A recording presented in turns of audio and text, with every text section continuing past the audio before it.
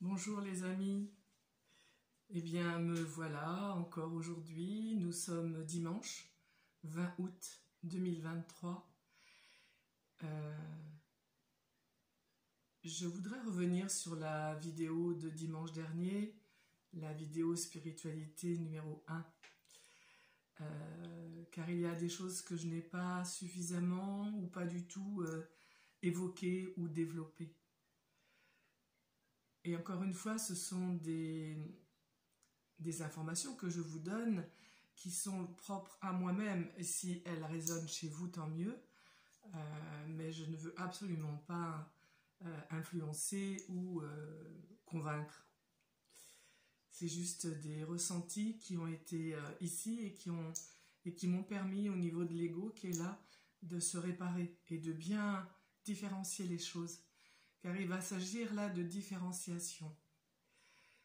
Comme je le disais, un des drames qui va nous accompagner toute notre vie de futurs enfants, adolescents, adultes et plus, eh bien c'est cette confusion, ce mélange entre cet amour que nous avons eu à l'intérieur de notre être quand on était à la source, et donc cette inconscience dans laquelle était l'être, puisque l'ego n'était pas encore présent, il y avait l'inconscience, et cette inconscience,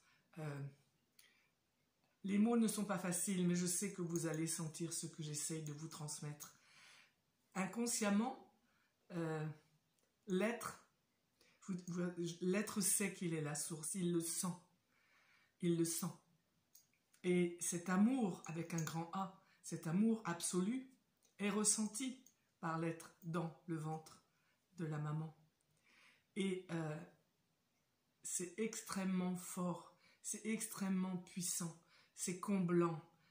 Et c'est le même ressenti que l'on va ressentir lorsque lors du processus de travail sur soi, de réparation de l'ego. Encore une fois, il s'agit de réparer cet ego qui est souffrant, qui ne sait pas. Nous ne savons pas qui nous sommes. Nous ne savons pas nous aimer au niveau de l'ego. Comment est-ce possible de transcender cet ego si lui-même est souffrant? C'est absolument pas possible. Donc, c'est vraiment ce qui va faire de nous des handicapés de l'amour. Et du coup des mendiants d'amour. Et je dis ça avec beaucoup d'amour puisque j'ai été moi-même mendiant d'amour. Et donc, à partir du moment où le fœtus va sortir du ventre de sa maman, cet amour qu'il ressent à l'intérieur de lui-même, il ne sait pas que c'est à l'intérieur puisqu'il l'est. Cet amour qu'il est, eh bien, la violence de sa sortie et donc du coup de cette incarnation dont il n'est pas conscient, va faire que cet amour immodéré, merveilleux, comblant qu'il ressent qu'il est, il va le projeter sur sa mère. Parce que la plupart du temps c'est ce qui se passe, hein.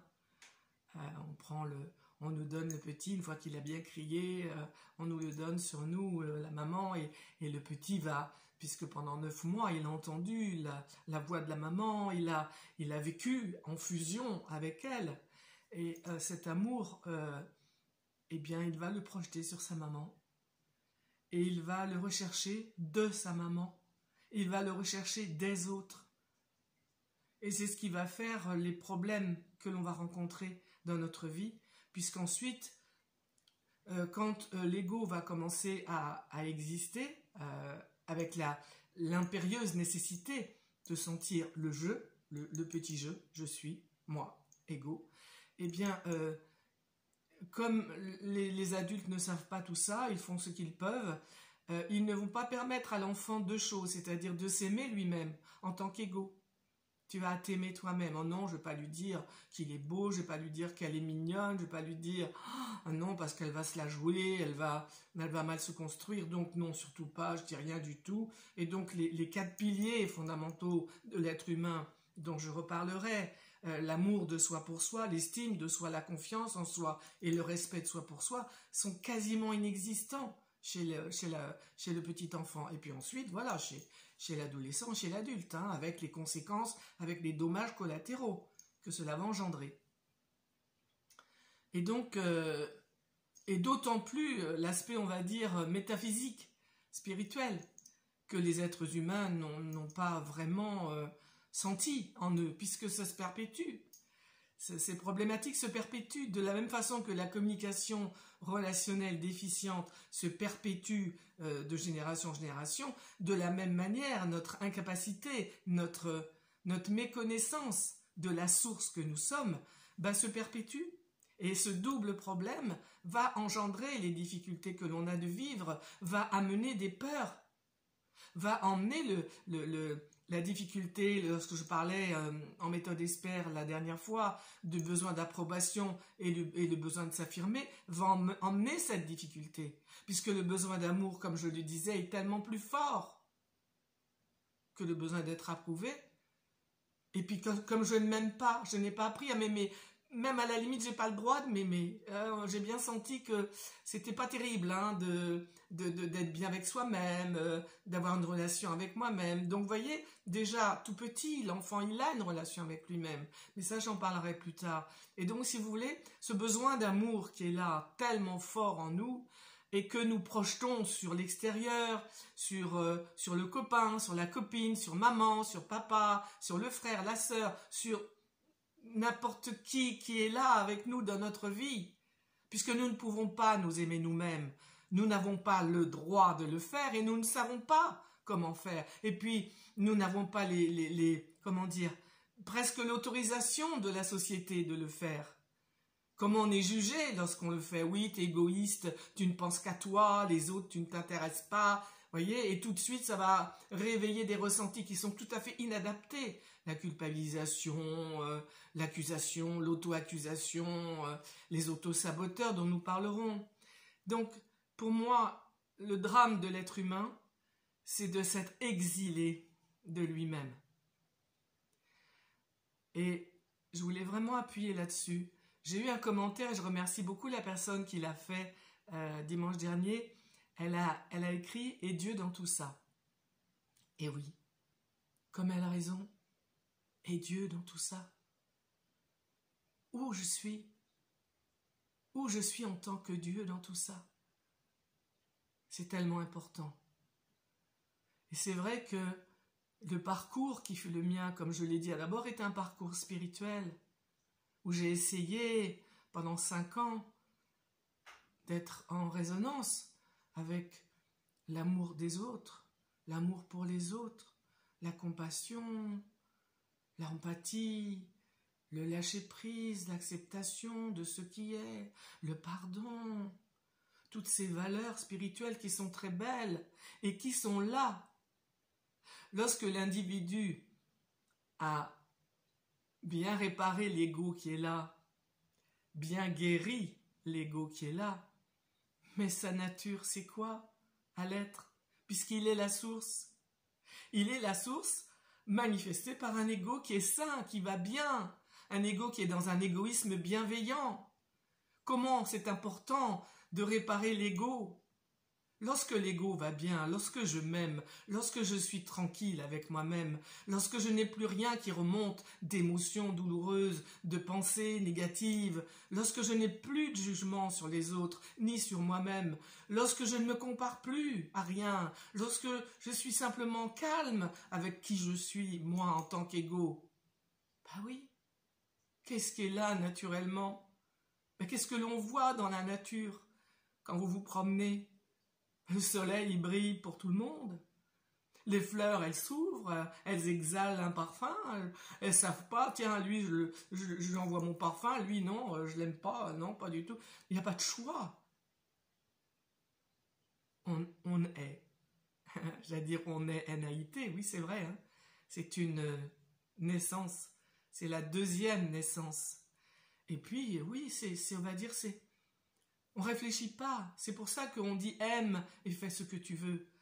Mais oui, parce que aimer et faire ce que je veux à un moment donné, ça sera tout simplement être et laisser l'autre être et être heureux quand l'autre est heureux et permettre à l'autre d'être. C'est tout simple en vérité. Voilà, je voulais revenir là-dessus et je suis contente. C'est pas évident pour moi d'arriver à mettre des mots sur ça et je m'appuie toujours sur mon ressenti, sur ce qui émane ici à l'intérieur. Et là, maintenant, c'est dimanche et j'aime bien le dimanche avoir un moment de recueillement, me retrouver dans l'intime de moi-même. Donc c'est ce que je vais vous proposer de faire. Nous allons nous accompagner les uns les autres, ceux qui le veulent, celles qui le souhaitent, dans un recueillement. Alors nous nous installons confortablement et assez rapidement, on gratouille le nez, et assez rapidement nous allons entrer à l'intérieur de nous-mêmes par la respiration. Je vais fermer les yeux parce que je vais le faire en même temps que vous. Le but, pour moi, de toute méditation, de tout recueillement, c'est de sentir qui je suis. C'est ce que nous allons faire en fermant les yeux, en nous installant confortablement là où nous avons envie d'être. Dans le lit, sur une chaise, par terre, debout. Assis, c'est quand même mieux parce que assis, on peut vraiment se relâcher. Couché, on peut s'endormir parce qu'il s'agit d'être totalement présent. Il s'agit d'être actif, passif. Actif dans cette passivité apparente. Très rapidement, nous allons entrer par la respiration à l'intérieur de nous-mêmes. D'avoir fermé les yeux nous permet de nous extraire du monde extérieur et d'être déjà dans une relation intime, une relation très personnelle. Très rapidement, par la conscience, nous regardons et nous détendons ce qui est tendu, crispé. Très rapidement, en s'appuyant sur l'expire, sur l'inspire, qui se prolonge d'elle-même, nous n'avons même pas à la contrôler. Le fait de fermer les yeux et de poser l'intention d'être avec soi-même amène la lenteur de l'inspire et de l'expire. J'espère que vous m'entendez bien, sinon je vous invite à peut-être mettre un casque ou augmenter le son. Je ne peux pas faire mieux que ça parce que, encore une fois, je ne sais pas comment faire autrement, techniquement parlant, que ce que je fais.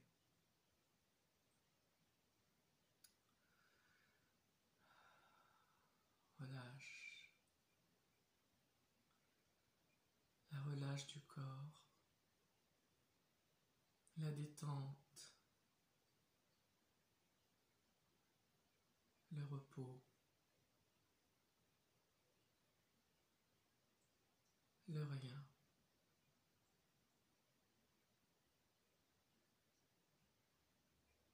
Je pose la conscience, la présence sur l'inspire et sur l'expire. Rien d'autre.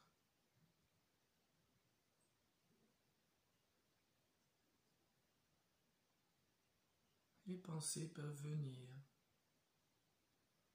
sont les bienvenues. comme les nuages dans le ciel. La conscience qui est là les regarde et ils passent.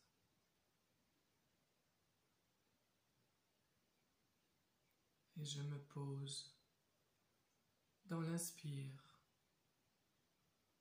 et dans l'expire.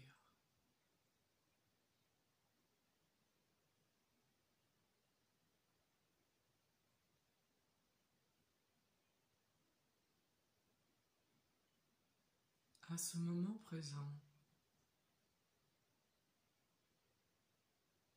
qu'y a-t-il ici et maintenant? Rien.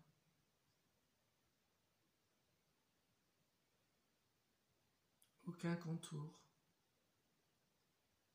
Une voix qui parle.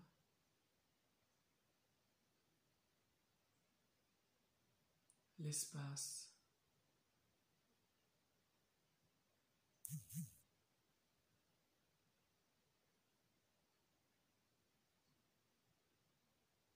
Je m'installe dans cette respiration et dans cet espace.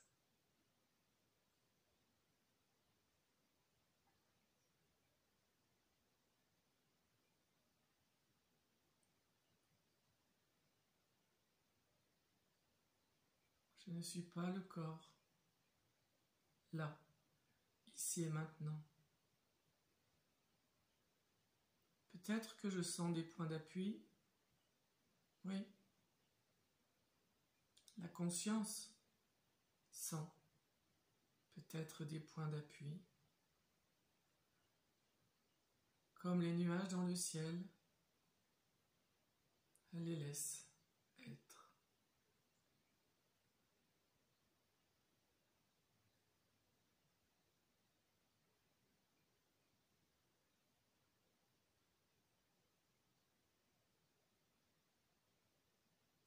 Inspire, expire.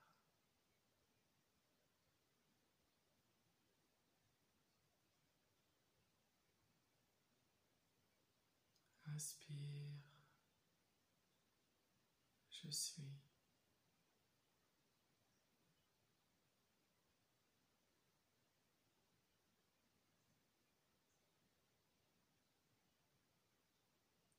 L'inspire et l'expire caressent l'espace.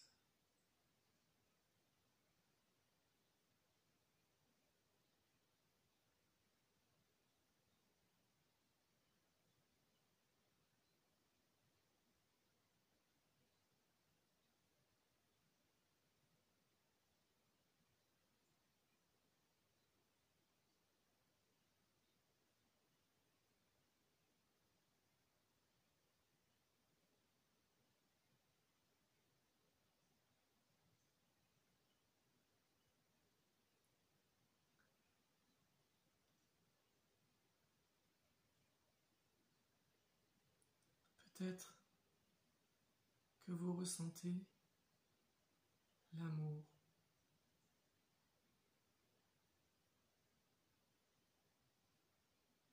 Sans forcément mettre des mots qui le définissent. Juste ressentir ce bien-être, cette paix calme, tranquille, bienfaisante.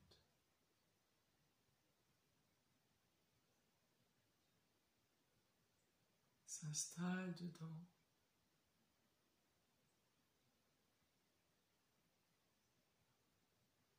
C'est tout simple.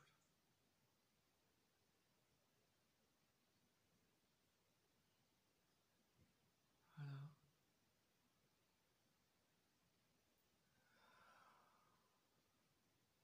Lentement, à votre rythme et au mien. chacun pour soi-même. Nous retrouvons la présence de l'ego. Nous le remercions de nous avoir accompagnés dans cette expansion de notre être.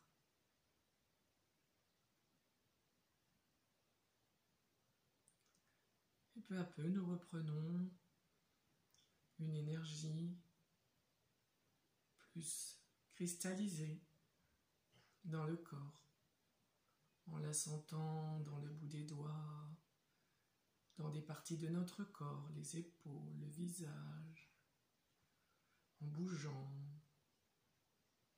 Prenons bien le temps de respecter le rythme du corps dans sa reprise d'existence matérielle. Et puis, lorsque nous le sentirons, nous pourrons nous étirer, bailler.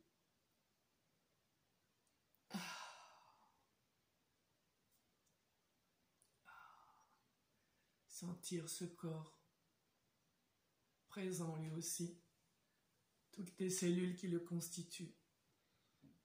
Le remercier pour ce qu'il nous a fait vivre et ce qu'il va nous faire vivre encore aujourd'hui, car nous sommes le matin et la journée est là qui nous attend. Voilà mes amis, je vous souhaite une belle journée et je vous dis à très bientôt. Au revoir.